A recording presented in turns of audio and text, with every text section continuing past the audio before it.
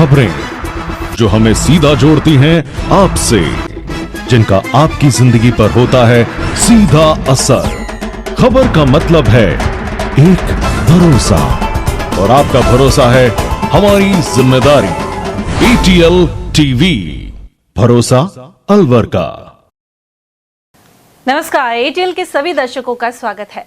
खबरों के साथ मैं हूं अर्चना जैन। बढ़ते हैं आज के हेडलाइंस के साथ।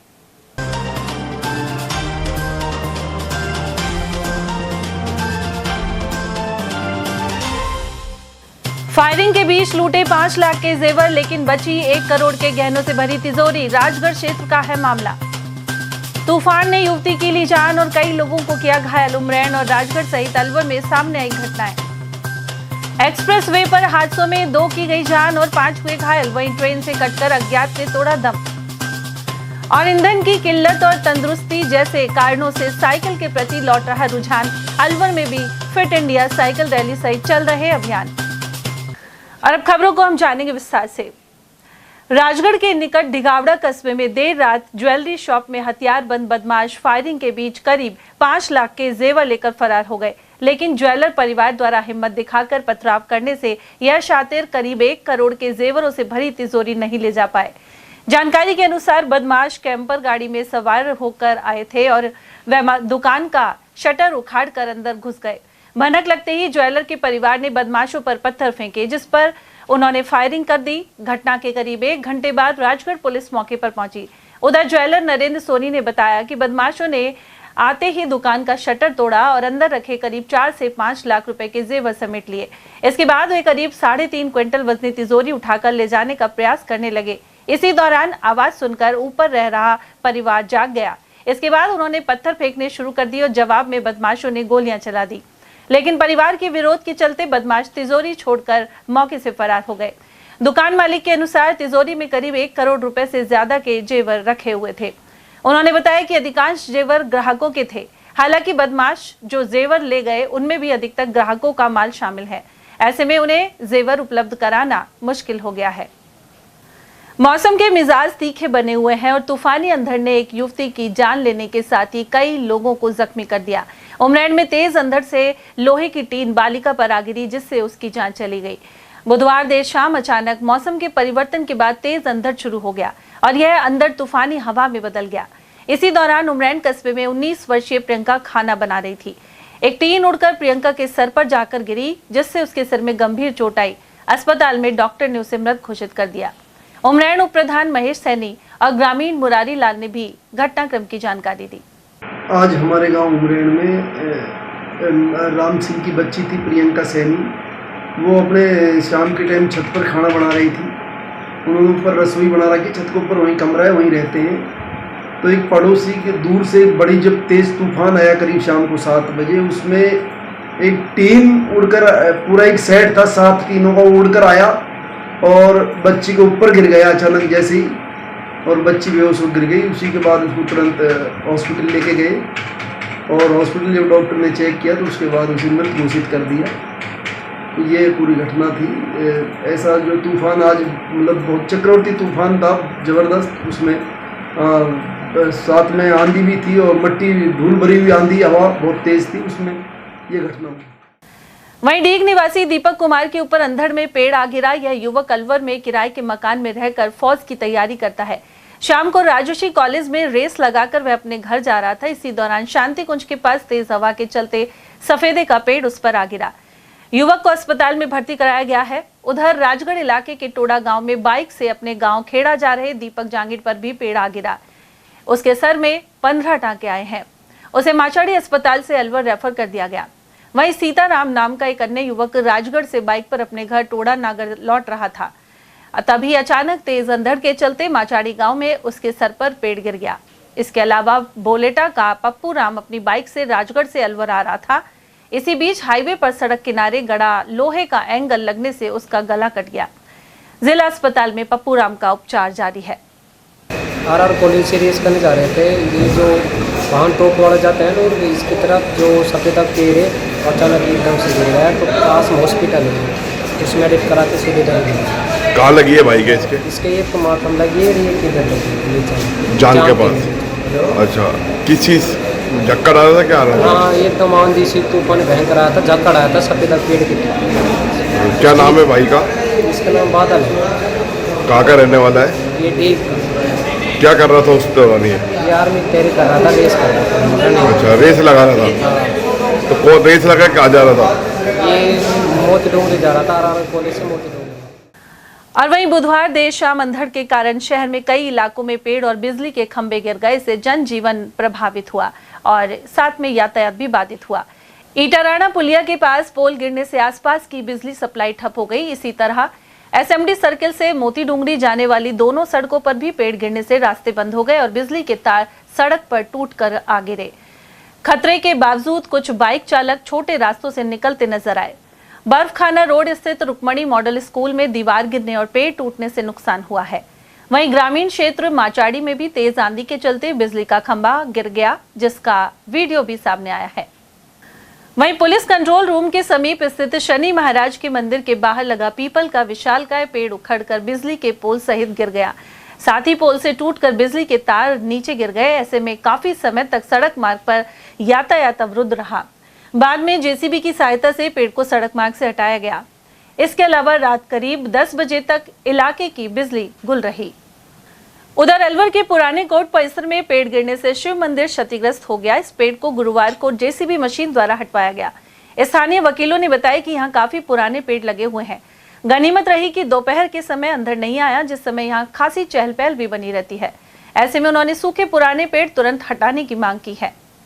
कोर्ट परिसर काफ़ी पुराना कोर्ट परिसर है और यहाँ बहुत पुराने पेड़ पौधे हैं जो जिनकी जड़ें और शाखाएं लगभग क्षतिग्रस्त हो चुकी है और वो हल्का सा भी हवा का दबाव नहीं झेल पाते और टूट के गिर जाते हैं। कई बार वो हवा भी नहीं चलती है तो वो अपने आप भी बंदर जब उस पर उछल कूद करते हैं तो उससे भी टूट के गिर जाते हैं। और क्योंकि वकील जो लोग हैं और जो क्लाइंट जो लोग हैं वो इस पेड़ों के नीचे ही खड़े रहते हैं और बैठते भी हैं, तो कभी भी जनहानि हो सकती है, उनके ऊपर भी पेड़ गिर सकते हैं। और ऐसी जनहानि से बचाने के लिए प्रशासन को हानि होने से पहले ही सचेत हो जाना चाहिए। सर, कोर्ट के अंदर सबसे बड़ी समस्या यही है कि हमारे यहाँ पर पेड़ वगैरह की संख्या काफ़ी मात्रा में है और प्रशासन समय समय पर अगर इनकी छटाई करवाता रहे तो कोई दिक्कत नहीं है, अदरवाइज़ कोई बड़ी घटना होने की संभावना हमेशा बरकरार रहती है। मंदिर पर भी अभी पेड़ गिरा है।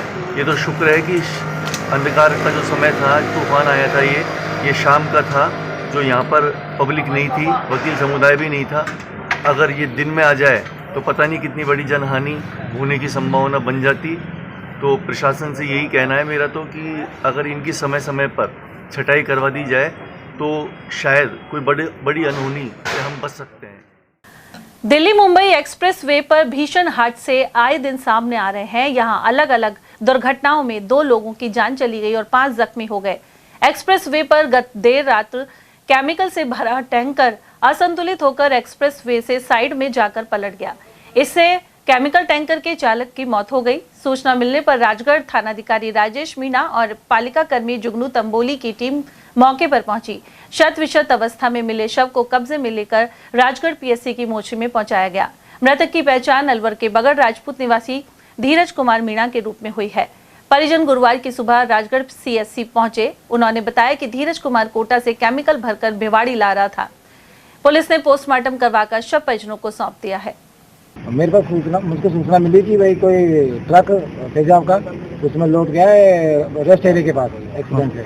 तो उसमें मेरी टीम और मैं मौके पर पहुंच के डेड बॉडी को बड़ी मशक्कत के बाद निकाल के डेड बॉडी को रात में फेंक के रखा। इसमें तेजाब था।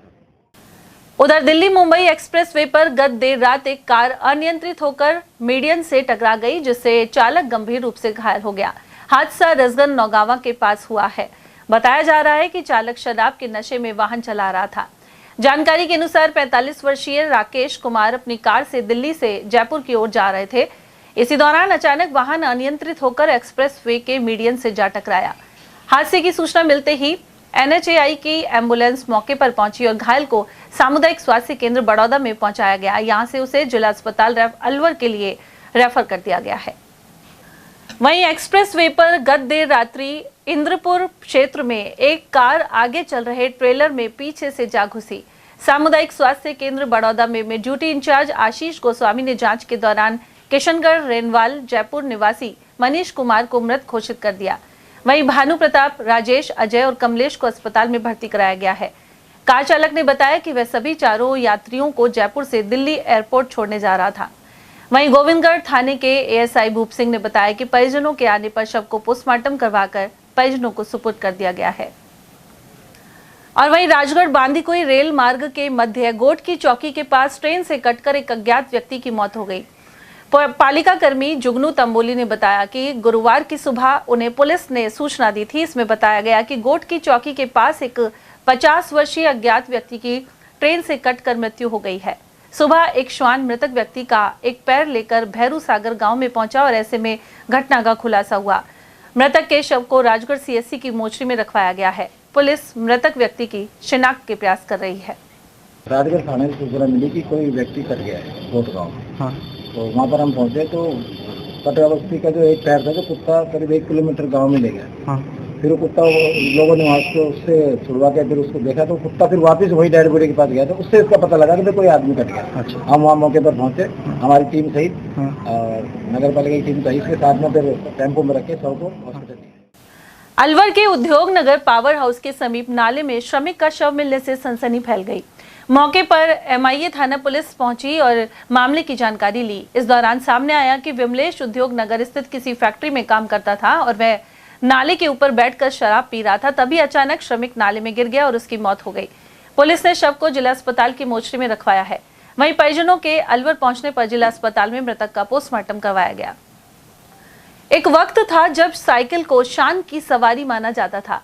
यही नहीं, साइकिल के लिए बाकायदा लाइसेंस लेना पड़ता था। भारत में आजादी से पहले और इसके बाद 1940 से 1960 के मध्य साइकिल के लिए लाइसेंस अनिवार्य था। इसे वाहन मानकर टैक्स वसूला जाता था। वहीं लाइसेंस के साथ धातु निर्मित टोकन दिया जाता था, जिसे हैंडल के मध्य में स्क्रू से लगाया जाता था। हालांकि 1970 के आसपास लाइसेंस व्यवस्था खत्म कर दी गई। उधर गुजरते वक्त के साथ चौपहिया वाहन बढ़ गए और साइकिल पुराने जमाने की सवारी बन गई। हालांकि स्वास्थ्य की दृष्टि से साइकिल चलाने का क्रेज फिर से लौटा है। भारतीय खेल प्राधिकरण द्वारा हर रविवार को फिट इंडिया अभियान के तहत साइकिल दौड़ करवाई जाती है। वहीं अलवर में ऐसे जागरूक लोगों ने एक क्लब भी बना रखा है। इससे जुड़े एडवोकेट संजीव कारगवाल ने बताया कि स्वास्थ्य के लिए साइकिल चलाना बेहद लाभदायक है। वहीं कोरोना काल के बाद लोगों को सेहतमंद रखने के लिए इस ओर जागरूकता फैलाई गई। कारगवाल ने बताया कि सोशल मीडिया आदि के माध्यम से लगातार लोगों को साइकिल के लाभ बताए जा रहे हैं। इससे पेट्रोल डीजल की बचत तो होती ही है। मौजूदा समय में ईरान और अमेरिका इजरायल युद्ध के कारण डीजल पेट्रोल का संकट भी है। साथ ही प्रधानमंत्री ने पेट्रोल बचाने की अपील भी की है। ऐसे में छोटी दूरी के लिए साइकिल को अपनाया जा सकता है। कुल मिलाकर बदलते युग के साथ उपेक्षा की शिकार हुई साइकिल को लेकर अब फिर से रुझान बढ़ने लगा है। जिला कांग्रेस कमेटी के ओबीसी विभाग के अध्यक्ष ओम प्रकाश गुर्जर ने कहा है कि प्रधानमंत्री नरेंद्र मोदी द्वारा की गई अपील पर सवाल उठाए हैं। गुर्जर के अनुसार देश आर्थिक दृष्टि से विफल साबित हो रहा है और भ्रष्टाचार एवं महंगाई चरम सीमा पर है। इसके अलावा शादी विवाह, सोना चांदी, डीजल, पेट्रोल, गैस और खाद्य तेल के बिना नहीं हो सकते। इसके अलावा किसान डीजल, पेट्रोल और खाद के बिना खेती भी नहीं कर सकता है। उद्योग व्यापार चलाने के लिए भी ईंधन जरूरी है। ऐसे में अपील करने के बजाय इन संसाधनों का पूरा इंतजाम जरूरी है। उन्होंने आरोप लगाया कि केंद्र सरकार अमेरिका के हित में काम करती है और भारत के हित को त्याग दिया है। तो प्रधानमंत्री जी ने अपील की है कि किसान खाद नहीं खरीदे, डीजल पेट्रोल की शॉर्टेज है, सोना चांदी नहीं खरीदे और गाड़ियों में भी नहीं घूमे। इस तरह की अपील प्रधानमंत्री ने किया। कांग्रेस के नेता है, क्या प्रतिक्रिया?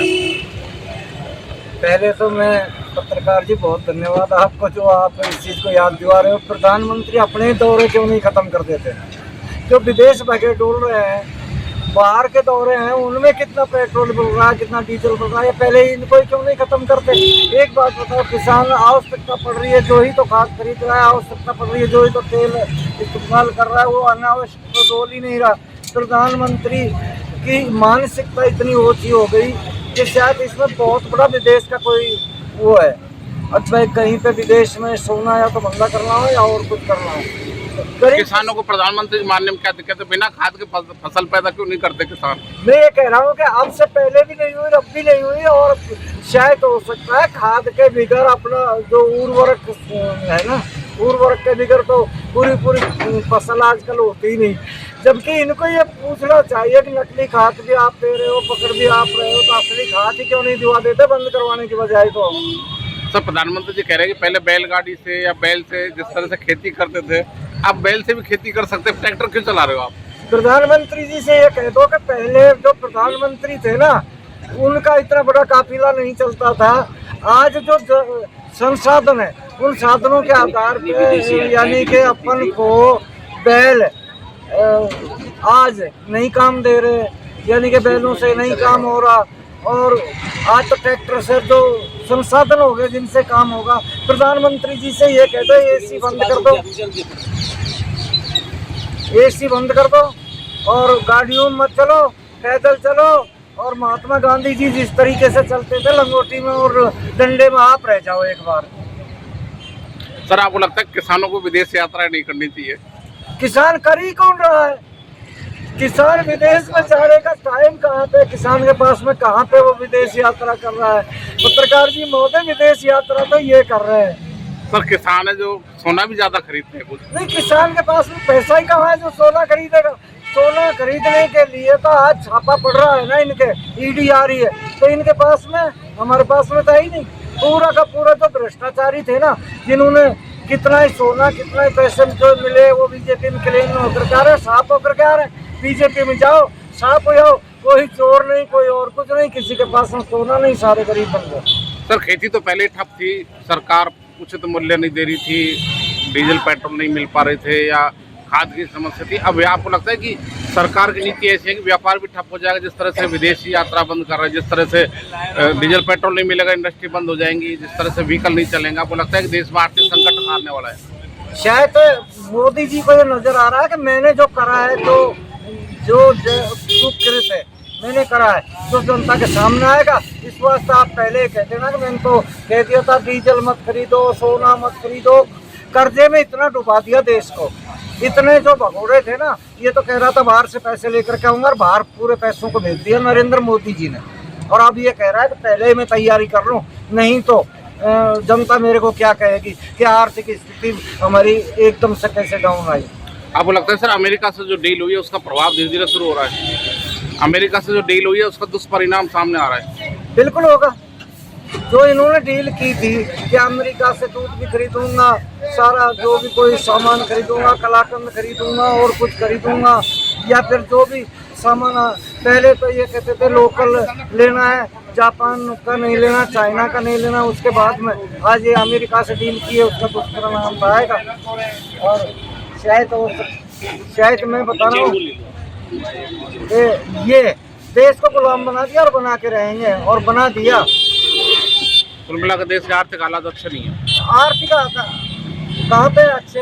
जब प्रधानमंत्री खुद कह रहा है डीजल मत बढ़ाओ, सोना मत खरीदो, गेहूं मत खरीदो, और ये खाद मत खरीदो, बैलगाड़ी पहले के अपनाओ, तो पूरा देश तो आज़ादी में कहाँ पे आज़ाद, कहाँ पे ये तो पाचक पीछे चला गया।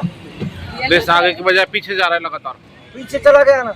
आज तो हमारे को किसानों का हवाई जहाज में यात्रा करनी चाहिए, जिसकी बजाय तो हमें वापस भेज रहा है। सन 1947 में देश आजाद हुआ, वहाँ भेज रहा है। अलवर निरंकारी सत्संग भवन में बुधवार रात्रि निरंकारी बाबा हरदेव सिंह की शिक्षाओं को याद करते हुए समर्पण दिवस संत समागम मनाया गया। जिला संयोजक सोमनाथ निरंकारी ने इसकी अध्यक्षता की। इस अवसर पर उन्होंने कहा कि बाबा हरदेव सिंह महाराज ने प्रेम, करुणा, दया एवं सहनशीलता को आधार बनाकर समाज को नई दिशा प्रदान की। उनके लिए सच्चा समर्पण तभी साकार होगा जब हम उनके बताए हुए मार्ग पर चलकर अपने जीवन में परिवर्तन लाएंगे। इस अवसर पर श्रद्धालुओं ने अपने गीतों, विचारों और कविताओं द्वारा श्रद्धा सुमन अर्पित किए। इसके अलावा समालखा में सतगुरु माता सुदीक्षा महाराज एवं निरंकारी राजपिता रमित जी के सानिध्य में भावपूर्ण संत समागम का आयोजन हुआ। इसमें अलवर से भी प्रतिनिधियों ने शिरकत की। मालाखेड़ा थाना क्षेत्र के नगली झामावत गांव में दलित परिवार पर हुए अत्याचार को लेकर सामाजिक संगठनों और स्थानीय लोगों में भारी आक्रोश है। घटना के विरोध में बड़ी संख्या में लोगों ने एकत्र होकर प्रशासन के खिलाफ नाराजगी व्यक्त की। साथ ही पुलिस से सख्त कार्रवाई की मांग की गई है। प्रदर्शनकारियों ने आरोप लगाया कि पीड़ित परिवार को समय पर न्याय नहीं मिल पाया है। लोगों ने पीड़ित परिवार को सुरक्षा देने, दोषियों की तत्काल गिरफ्तारी और निष्पक्ष जांच कराने पर जोर दिया। बालिम समाज का एक परिवार रहता है। अच्छा उसके पास 2-4 बीघा जमीन है अच्छा। और वो जमीन पे काबिज है, लेकिन कुछ भूमाफियाओं ने वो जमीन कब्जाने के लिए वहाँ उनको गोली वगैरह, डंडा और बहुत ज़्यादा उनको यातनाएं दी गई। उसके बाद में मैं ग्रामवासी होने के नाते मैं गवर्नमेंट से और यहाँ के अफसरों से ये मांग करता हूँ अब इन बच्चों को कम से कम न्याय मिले। उनके पास रहने को जगह नहीं है, तिरपाल में वो लोग सोते हैं, छोटे छोटे बच्चे। अलवर के मन्निकाबड़ स्थित राजकीय सीनियर सेकेंडरी स्कूल में नालसा जागृति योजना के तहत विधिक जागरूकता शिविर आयोजित किया गया। जिला विधिक सेवा प्राधिकरण के पीएलवी मुस्तफा खान ने पोक्सो अधिनियम को आसान भाषा में उपस्थित बच्चों को समझाया। इसके अलावा गुड टच बैड टच की जानकारी दी।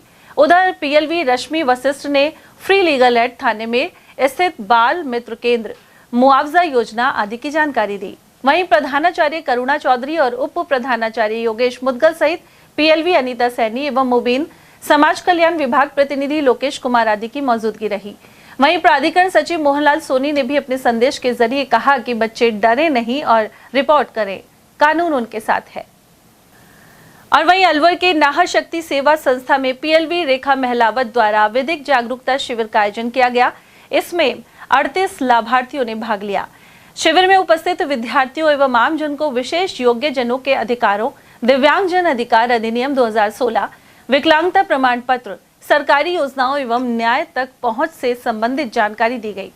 वक्ता द्वारा बताया गया कि यह विषय केवल कानून तक सीमित नहीं है, बल्कि मानवता, समानता और सम्मान से जुड़ा हुआ है।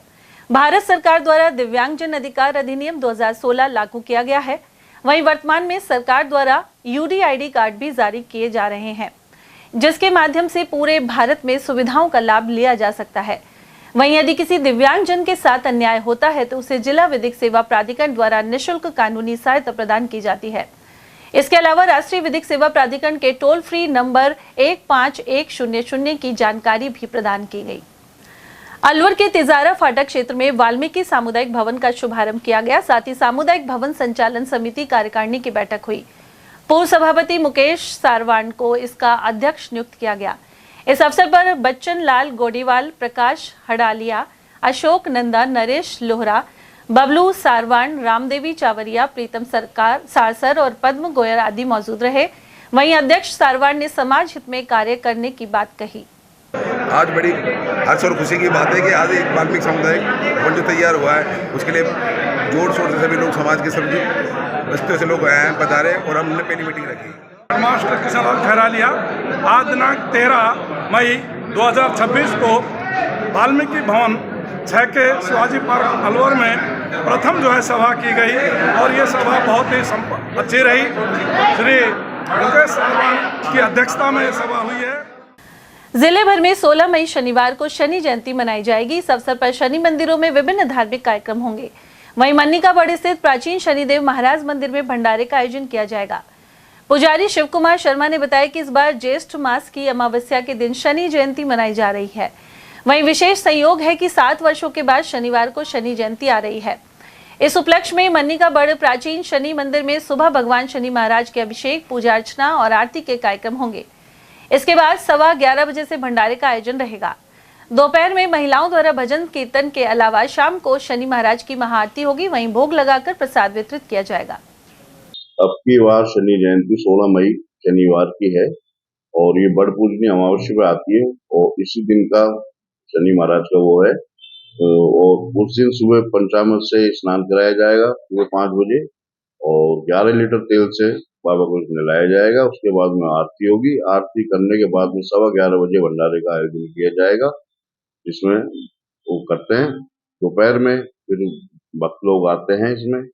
फिर शाम को महिलाओं को सत्संग वगैरह, महाआरती का प्रोग्राम 7 बजे। उसके बाद में खीरी मत्ती का बाबा को फिर भोग लगा के वितरित किया जाएगा पब्लिक को। और इस सालों में ये 7 सालों में शनिवार की वापस आई है शनि महाराज। जिला तैराकी संघ की ओर से 17 मई को तैराकी प्रतियोगिता अलवर पब्लिक स्कूल के तरनताल में होगी। यह प्रतियोगिता सीनियर, जूनियर और सब जूनियर वर्गों में आयोजित की जाएगी। जिला तैराकी संघ सचिव भगवान दास सैनी ने यह जानकारी दी। उन्होंने बताया कि चयनित तैराक राज्य स्तरीय प्रतियोगिता में भाग लेंगे। महावीर इंटरनेशनल अलवर केंद्र द्वारा संचालित आचार्य हस्ती चिकित्सालय में गुरुवार को निःशुल्क कैल्शियम जांच शिविर आयोजित हुआ। यह कैंप सुबह 9 से 11 बजे तक लगाया गया। शिविर में 118 मरीजों की निःशुल्क कैल्शियम जांच की गई। साथ ही वरिष्ठ चिकित्सक डॉक्टर सुरेंद्र जैन और हड्डी रोग विशेषज्ञ डॉक्टर हरि सिंह द्वारा मरीजों को परामर्श दिया गया। यह जानकारी केंद्र सचिव सूर्यकांत भारद्वाज ने प्रदान की। गायत्री परिवार द्वारा अलवर शहर में वार्ड यज्ञ अभियान जारी है। इसके तहत बुधवार शाम वार्ड 39 के मुंगस्का परिक्षेत्र स्थित रॉयल पब्लिक स्कूल प्रांगण में संगीतमय दीप यज्ञ का कार्यक्रम संपन्न हुआ। मुरारी लाल शर्मा और मोहन लाल शर्मा की टीम ने यह आयोजन करवाया, जबकि प्रतिभा सिंह और सोमा चौधरी आदि ने दीप यज्ञ की व्यवस्था संभाली। रामनिवास प्रजापति को राष्ट्रीय प्रजापति महासंघ का युवा प्रदेश महासचिव बनाया गया है। जिला अध्यक्ष संपत राम धनेटिया ने बताया कि उनके नेतृत्व गुणों और समाज के प्रति योगदान को देखते हुए यह नियुक्ति की गई है। उन्होंने उम्मीद जताई है कि वे समाज को और अधिक सशक्त बनाते हुए प्रजापति समुदाय की आवाज को मजबूत करेंगे। और यहाँ वक्त एक छोटे से ब्रेक का, आप देखते रहिए एयरटेल टीवी। वो चाय ले लो, दुकानदार भी कहते हैं कि अच्छी है, पर मिली की टेस्ट को तो टी मास्टर्स भी मानते हैं। वो चाय ले लो, सस्ती है, पर ये सही प्राइस में बाग बकरी की मिली मिल रही है। मिली चाय में है चुनिंदा पत्तियों का लाजवाब स्वाद जो सबको पसंद आए और दाम जो मन को भाए। टेस्ट मस्त, बचत जबरदस्त।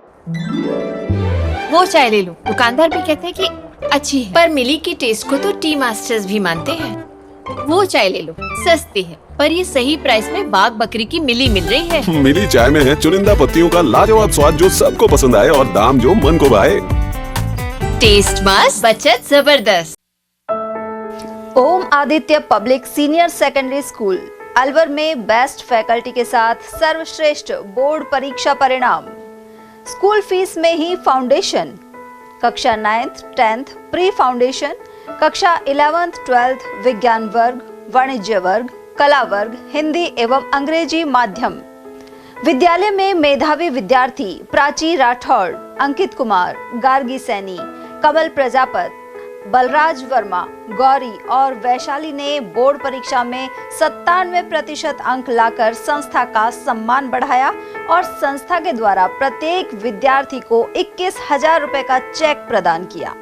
हमारी संस्थाएं कक्षा नर्सरी से 8वीं तक के विद्यार्थियों को बुक्स, नोटबुक्स, बैग्स, डायरीज, आई कार्ड निःशुल्क दे रही हैं।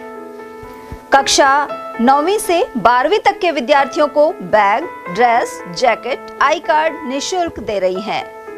हमारी संस्थाएं Om Aditya public senior secondary school, Lajpat Nagar, Ambedkar circle के पास, Alwar. Delhi academy senior secondary school, 84 Subhash Nagar, NEB Agrasen circle के पास, अलवर। आदित्य एकेडमी तिजारा फाटक पुल के पास, Alwar. Contact number 9829107651 and 9111691356।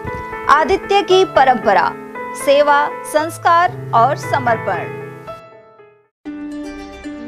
Furniture का 32 साल पुराना जाना माना नाम राहुल डेकोर। यहाँ आपकी लाडली बिटिया के लिए अथवा अपने घर के लिए सभी प्रकार का सागवान का फर्नीचर उपलब्ध है।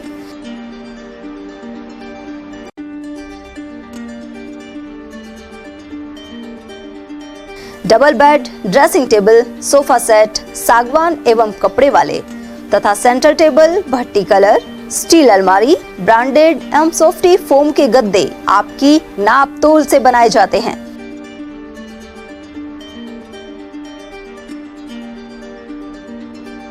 सभी सामान एक ही छत के नीचे उपलब्ध। हमारा पता है अलवर बोर्ड, जसवंत तिराहे से पहले, कटी घाटी, अलवर।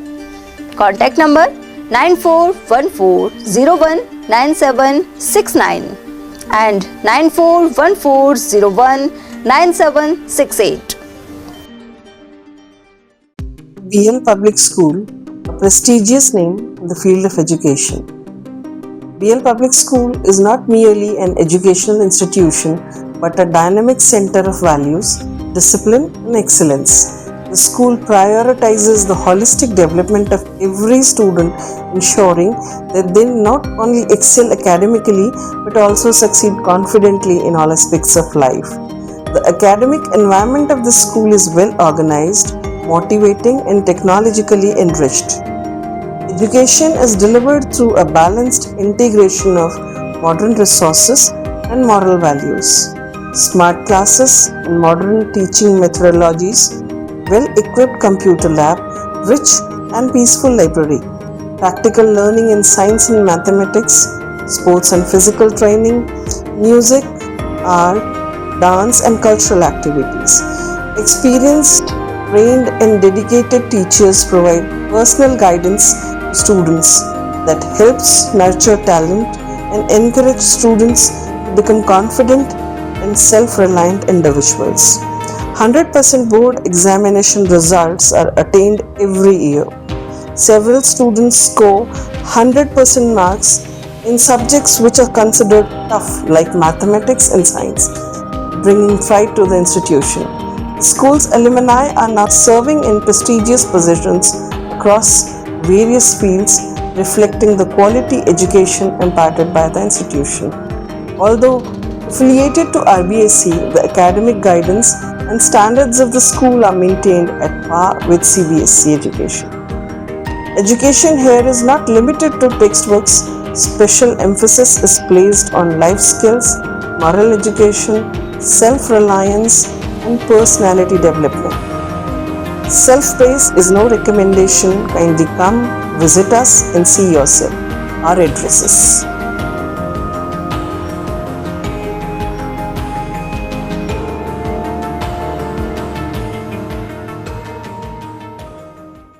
एटीएल द्वारा गर्मी के मौसम में वन्य जीवों के लिए जारी मुहिम के तहत काफी वर्षों से पानी और चारा बालाकिला जंगल में भेजा जा रहा है। मकसद यह है कि बेजुबान जानवरों को इस तेज गर्मी में पानी और चारे के लिए भटकना ना पड़े। एटीएल की इस मुहिम में आप लोग भी हमारे साथ सहयोग कर मूक प्राणियों की सेवा के जरिए पुण्य लाभ उठाएं।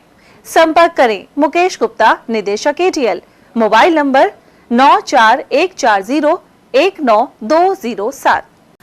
ब्रेक के बाद आप सभी का स्वागत है। मुख्यमंत्री भजनलाल शर्मा और रेल मंत्री अश्विनी वैष्णव का 15 मई का अलवर दौरा स्थगित हो गया है। हालांकि अलवर और भिवाड़ी में करीब 1000 करोड़ रुपए के विकास कार्यों के कार्यक्रमों का लोकार्पण होगा, जिनमें मुख्यमंत्री और रेल मंत्री वर्चुअल रूप से जुड़ेंगे। 15 मई को अलवर के बुर्जा में मुख्यमंत्री का कार्यक्रम तय हो गया था। बुर्जा में सभा स्थल और रात्रि चौपाल की तैयारी करीब पूर्ण कर ली गई थी, लेकिन अब अचानक कार्यक्रम में बदलाव किया गया है। केंद्रीय मंत्री भूपेंद्र यादव ने बताया कि देश भर में ऊर्जा संरक्षण और आत्मनिर्भरता को प्रोत्साहन देने के लिए प्रधानमंत्री नरेंद्र मोदी ने आह्वान किया था। इसके बाद अलवर लोकसभा क्षेत्र में होने वाले उद्घाटन कार्यक्रमों को वर्चुअल माध्यम से करने का फैसला लिया गया है। मुख्यमंत्री भजनलाल शर्मा और रेल मंत्री अश्विनी वैष्णव वर्चुअल माध्यम से ही कार्यक्रमों से जुड़ेंगे। वहीं एडीएम सिटी बीना महावर ने भी बताया कि शुक्रवार को मुख्यमंत्री के अलवर आने का कार्यक्रम नहीं है। उधर सीएम के शुक्रवार को बुर्जा में प्रस्तावित दौरे के चलते तमाम विभाग युद्ध स्तर पर जुटे हुए थे। ऐसे में गांव तो जगमग हो ही गया, लेकिन मुख्यमंत्री नहीं आ रहे। जागरूक ग्रामीणों के अनुसार सीएम के आने की खबर सुनकर क्षेत्र की अनेक समस्याएं दूर कर दी गई हैं। हालांकि अब रात्रि चौपाल और जन सुनवाई जैसे कार्यक्रम स्थगित हो गए हैं। मालाखेड़ा क्षेत्र के ग्राम खारेड़ा स्थित पीएम श्री राजकीय उच्च माध्यमिक विद्यालय में सरस्वती मंदिर की स्थापना की गई है। प्रधानाचार्य निर्मला आढ़ा ने बताया कि कलश यात्रा द्वारा सरस्वती माता की मूर्ति को ग्राम के मुख्य मार्गों से ले जाया गया। इसे बाद सामूहिक रूप से हवन पूजन कर विद्यालय प्रांगण में मूर्ति स्थापित की गई। मंदिर स्थापना में विद्यालय के चतुर्थ श्रेणी कर्मचारी भूधर वर्मा का सहयोग रहा है। मालाखेड़ा क्षेत्र में बुधवार की शाम तूफानी हवाओं ने जनजीवन अस्त व्यस्त हो कर दिया। इसके अलावा पेड़ों पर बैठे हुए पक्षी तेज हवा के आसपास खेतों में जा गिरे एवं जख्मी हो गए। वहीं अनेक घरों में लगे हुए टीन शेड भी उड़ गए। उधर विद्युत सप्लाई के तार टूटने से गांवों में अंधेरे का राज रहा। इसके अलावा बिजली के अभाव में गुरुवार को पानी की सप्लाई भी नहीं हो पाई। वहीं पृथ्वीपुरा जीएसएस से जुड़े गांवों में भी घंटों तक बिजली गुल रही। जागरूक नागरिक धर्मी शर्मा के अनुसार रात में यहाँ विद्युत कर्मी और ठेके के कर्मचारी रुकते नहीं हैं। साथ ही गांव में विद्युत सप्लाई की व्यवस्था सही नहीं होने के कारण पानी सप्लाई पर भी विपरीत असर पड़ता है। राजकीय महाविद्यालय मालाखेड़ा में बीए प्रथम वर्ष के लिए ऑनलाइन प्रवेश आवेदन की अंतिम तिथि बढ़ गई है। प्राचार्य डॉक्टर रवि कुमार विजय ने बताया कि बीए पार्ट प्रथम में प्रवेश के लिए विद्यार्थी अब 22 मई तक ऑनलाइन आवेदन कर सकेंगे। वहीं प्रवेश नोडल अधिकारी डॉक्टर रेणु शर्मा के अनुसार आवेदन के समय सभी आवश्यक दस्तावेजों को जांचकर ही अपलोड करने का ख्याल रखा जाए। उन्होंने अन्य सावधानियों की भी जानकारी दी। बुर्जा गांव के मोक्ष धाम को सुंदर और स्वच्छ बनाने के लिए बहुत से लोगों ने श्रमदान किया है, लेकिन कुछ असामाजिक तत्वों ने मोक्ष धाम में लगे पंखे क्षतिग्रस्त कर दिए हैं। साथ ही टीन शेड को भी नुकसान पहुंचाया है। उधर समाज सेवी रामावतार फौजी के अनुसार उनकी टीम के द्वारा मोक्ष धाम में श्रमदान कर पौधरोपण एवं इंटरलॉकिंग आदि कार्य किए गए हैं। दूसरी ओर समाज कंटकों ने पंखे क्षतिग्रस्त कर दिए। इसके अलावा उन्होंने पानी की टंकी खाली करने के अलावा गंदगी भी फैला दी है। रामावतार शर्मा बुर्जा मोक्षधाम समिति अध्यक्ष बोल रहा हूँ।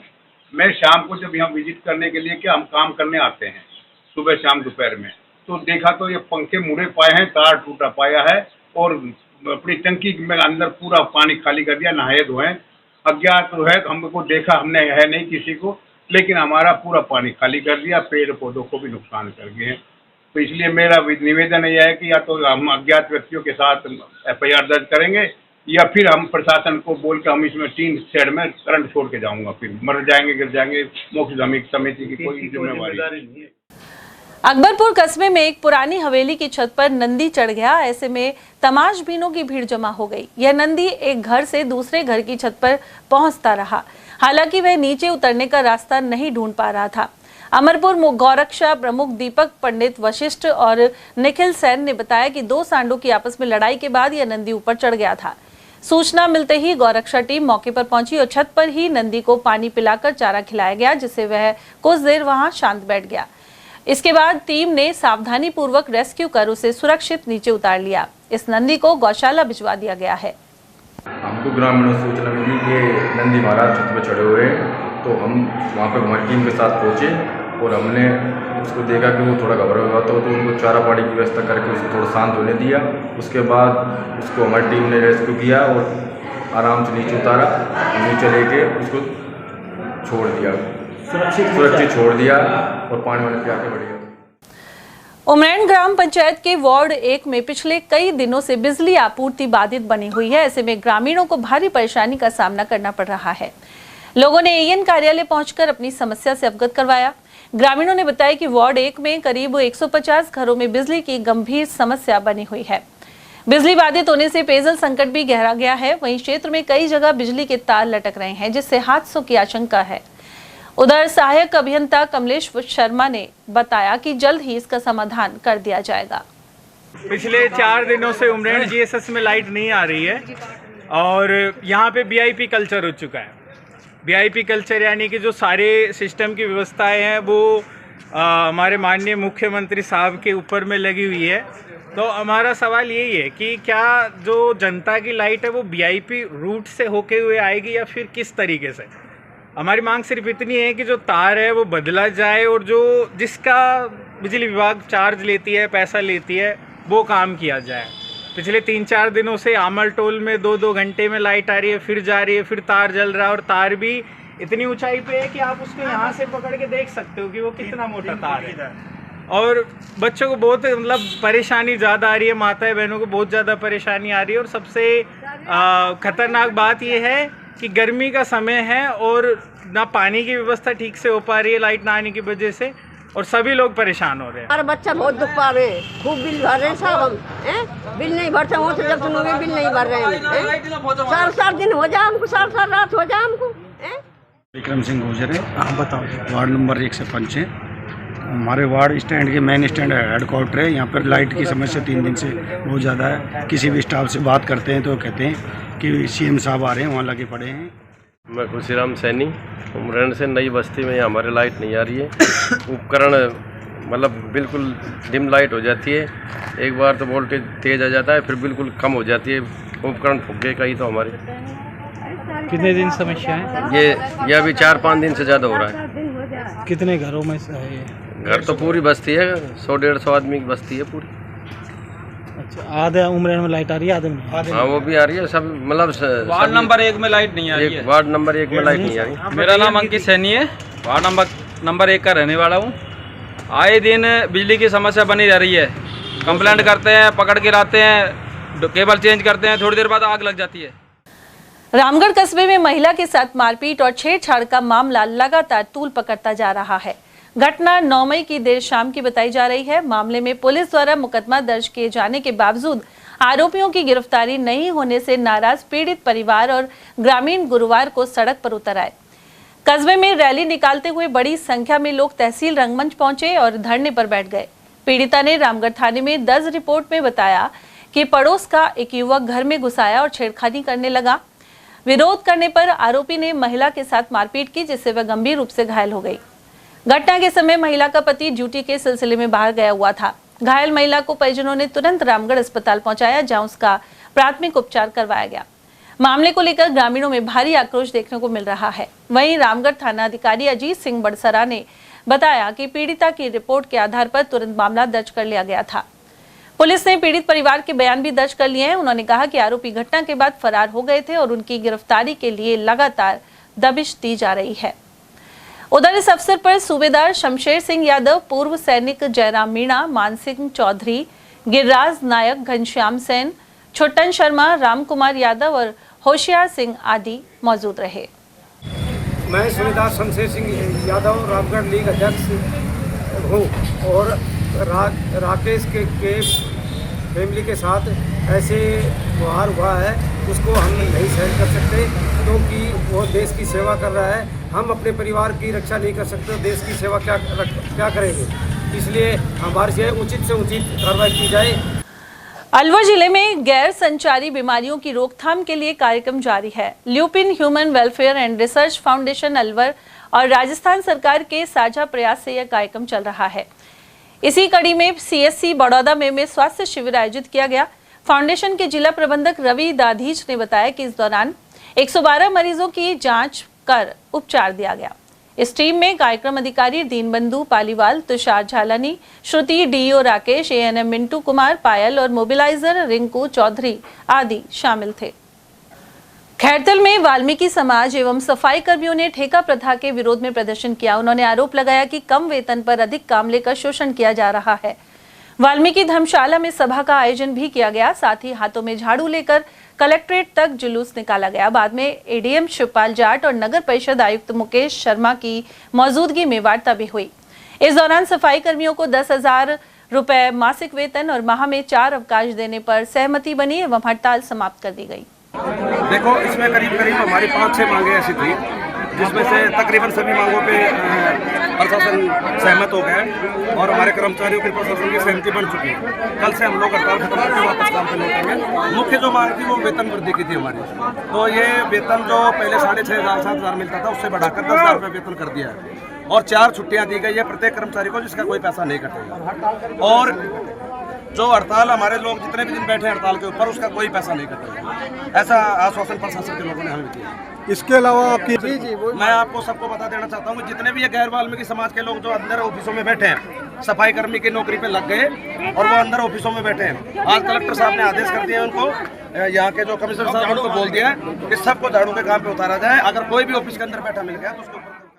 भिवाड़ी औद्योगिक क्षेत्र स्थित Duggar fibre private limited company में भीषण आग लगने से पूरे इलाके में अफरा तफरी मच गई। फायर ब्रिगेड कर्मी राजू खान ने बताया कि अनेक दमकल गाड़ियों ने बामुश्किल आग पर काबू पाया। वहीं समय रहते श्रमिकों को बाहर निकाल लेने से बड़ा हादसा टल गया। फैक्ट्री के रास्ते में भारी वाहन खड़े होने के कारण दमकलों को निकलने में काफी समय लगा और राहत कार्य प्रभावित हुआ। ऐसे में स्थानीय लोगों का कहना है कि औद्योगिक क्षेत्र की सड़कों पर अवैध और अव्यवस्थित पार्किंग हटाई जानी चाहिए। फिलहाल आग लगने के कारणों का पता नहीं चल सका है। चंद्रलोक सिटी तिजारा स्थित कार्यालय पर बहुजन समाज पार्टी ने कार्यक्रम आयोजित किया। इस दौरान वरिष्ठ नेता चौधरी फजल हुसैन द्वारा पार्टी की नवनियुक्त कार्यकारिणी का स्वागत किया गया। नए पदाधिकारियों को साफे पहनाए गए, साथ ही मिठाई वितरित की गई। नेक कमाई फाउंडेशन के नारी सृजन कार्यक्रम के तहत मन्नाका में डूंगाराम मणि देवी यादव स्मृति नारी स्वावलंबन केंद्र चल रहा है। यहाँ 51 महिलाओं को सिलाई और ब्यूटी पार्लर दक्षता प्रमाण पत्र वितरित किए गए। कार्यक्रम में जरूरतमंद महिलाओं को साड़ियां दी गई। कार्यक्रम के मुख्य अतिथि JMCC इंफ्रा प्रोजेक्ट्स के प्रबंध निदेशक समाजसेवी झाबरमल यादव थे, जबकि अध्यक्षता नेक कमाई के संरक्षक दौलतराम हजरती ने की। कार्यक्रम के प्रारंभ में रेखा महलावत ने महिलाओं को उनके कानूनी अधिकारों और स्वावलंबन प्रक्रिया की जानकारी दी। वहीं मुख्य अतिथि ने इस केंद्र को 2 सिलाई मशीनें प्रदान करने की घोषणा की। उधर दौलतराम हजरती ने बताया कि अलवर शहर में नारी सृजन के तहत महिलाओं को कई प्रकार के कार्यों का प्रशिक्षण दिया जा रहा है। कार्यक्रम में इंजीनियर राजेश लवानिया और भव्य यादव भी मौजूद रहे। साथ ही प्रशिक्षक रेखा करदम को सम्मानित किया गया। वहीं मुख्य कोऑर्डिनेटर अभिषेक तनेजा ने आभार जताया। राजस्थान खाद्य व्यापार महासंघ के प्रदेश अध्यक्ष सुरेश जलालपुरिया ने कहा है कि देश की अर्थव्यवस्था में जनता को भी सहयोग करना चाहिए। इसी संदर्भ में प्रधानमंत्री नरेंद्र मोदी ने अपील भी की है। जलालपुरिया के अनुसार डीजल पेट्रोल की बचत और DAP एवं अन्य खाद के समुचित उपयोग, विदेशी दौरे नहीं करने और वर्क फ्रॉम होम जैसे कदम उठाने की जरूरत है।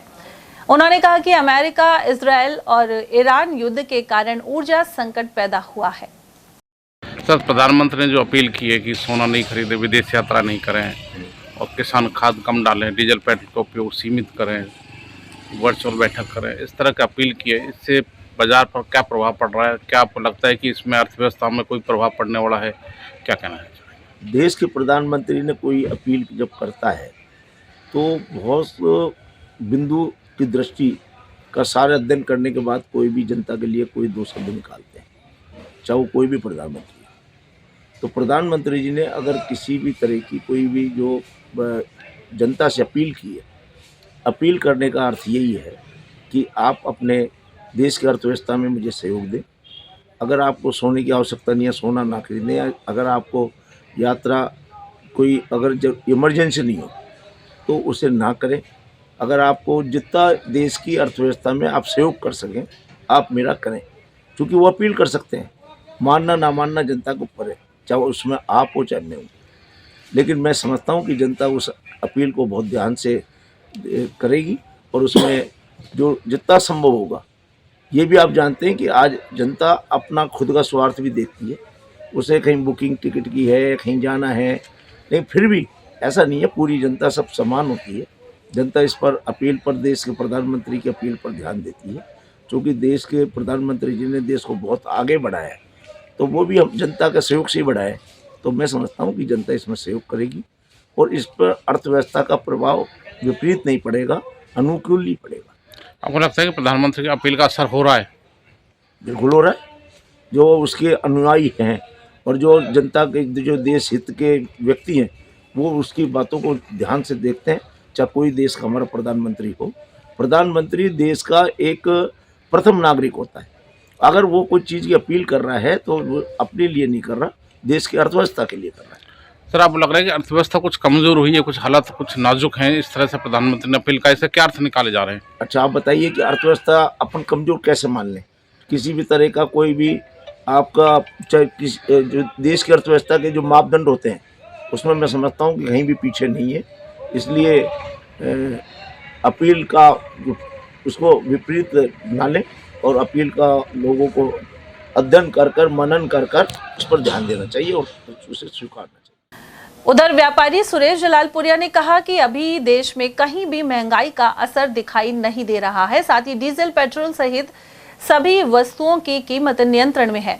उन्होंने कहा कि कई देशों में दरें बढ़ गई हैं, लेकिन भारत में अभी तक इसमें वृद्धि नहीं की गई है। महंगाई का दौर शुरू हो सकता है, जिस तरह से बात सामने आ रही है, डीजल पेट्रोल की रेट बढ़ सकती है और दूध की भी कीमत बढ़ी है, जो PNG डीजल पेट्रोल की 3 वर्षों से पेट्रोल जो बढ़ना चाहिए था, 3 वर्षों से कोई पेट्रोल की कीमत नहीं बढ़ी है। अब एक समय पर अगर कोई आवश्यकता अनुसार कोई परसेंटेज पर कोई चीज़ बढ़ती है तो जनता उसको स्वीकार करेगी। और मैं समझता हूँ कि ऐसा भी नहीं है कि कोई इतना ज़्यादा बढ़े कि जिसमें जनता में हाहाकार मचे या जनता कोई उस चीज़ को गलत अर्थ कर दिया। सर, इस महीने में जो महंगाई दर वो डबल हो गई है, पहले 4.2 थी, अब 8.4 हो गई है, तो महंगाई दर तो डबल हुई है, कहीं ना कहीं महंगाई तो बढ़ रही है। महंगाई का आप जो इसका जो इंडेक्स है, इंडेक्सों को मैं नहीं समझता। मैं तो ये समझता हूँ कि चाहे खाद्यान्न का हो चाहे अन्य चीज़ों का हो, समय अनुसार इंडेक्स जो बढ़ता है उस हिसाब से बढ़ना भी चाहिए। जो अगर मूल्य का कीमत है, चाहे डॉलर की है, अन्य चीज़ों को देखें तो समान भाव कैसे रह सकते। सृजक संस्थान द्वारा 17 मई की शाम 4 बजे कवि गोष्ठी आयोजित होगी। यह कार्यक्रम संजय नगर कॉलोनी स्थित अल्बर्ट सीनियर स्कूल MNCI के सभागार में किया जा रहा है।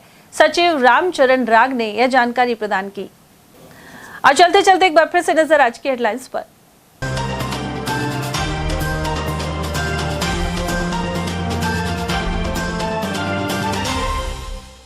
फायरिंग के बीच लूटे 5 लाख के जेवर, लेकिन बची 1 करोड़ के गहनों से भरी तिजोरी। राजगढ़ क्षेत्र का है मामला।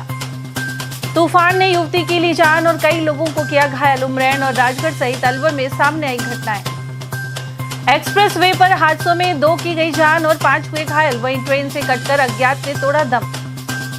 और ईंधन की किल्लत और तंदुरुस्ती जैसे कारणों से साइकिल के प्रति लौट रहा रुझान। अलवर में भी फिट इंडिया साइकिल रैली सहित चल रहे अभियान। इसी के साथ खबरों में आज इतना ही। दीजिए अर्चना जैन को इजाजत। नमस्कार।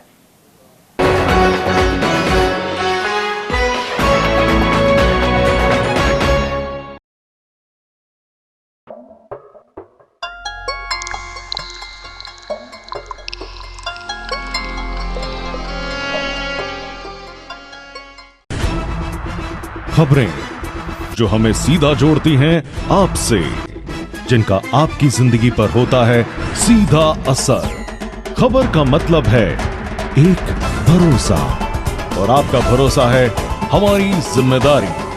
ATL TV, भरोसा अलवर का।